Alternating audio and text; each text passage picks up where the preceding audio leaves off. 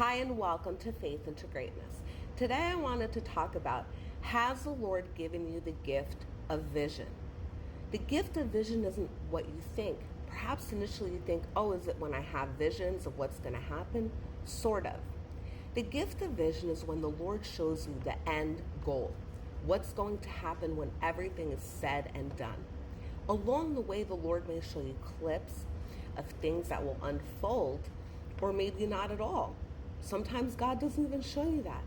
But the vision God gave you, the words that you spoke into existence seemingly, was God's plan all along. And God, being closely connected to you, showed you what the plan was going to be. There are many people out here who think the Lord has given them the gift of vision, when in fact, they're not connected to the Lord. Things that they say never come to pass, despite believing wholeheartedly that they're connected to God and that everything that they say comes to pass, they see with their own eyes. Most of the stuff, if not everything they say, never comes to pass. God hasn't given these people the gift of vision, but rather these people have something called the gift of delusion. God will confuse people, have them thinking all sorts of stuff, right? When they get delivered to Satan and God curses them and God's like, get out of here.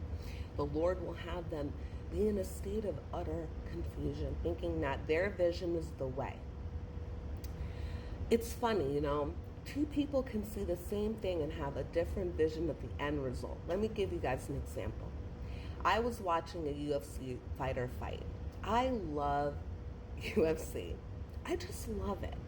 Okay, I don't enjoy the violence aspect of it, but there's some real grit if you're willing to get into a ring and get your head knocked around a little bit just to show your technique, to show what you've learned in a particular martial art. I feel like that's pretty cool, okay?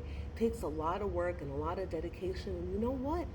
It takes an athlete to be in that ring. And so I've always admired that about these athletes, because that's what they are. So I was watching an athlete fight. At the beginning of this fight, I knew this person wasn't going to win. I just knew it.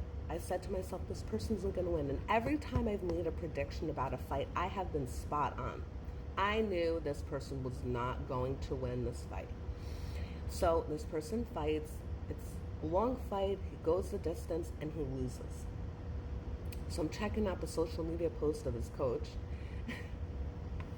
And you got to read the coach's post, right? You can't just watch the fight. There's a whole thing that goes on behind the scenes with the teams and their practice and getting ready and amped up for these fights. You got to check out the coach's post. So the coach posted a picture of this fighter and him staring off into the distance. Saying that they didn't expect this outcome. Let me ask you guys something. How come this coach, so closely connected to this fighter, couldn't see the outcome of this fight, but I could? Why is that? I thought it was interesting to read that. I didn't see that this was going to be the outcome of the fight. How so? How?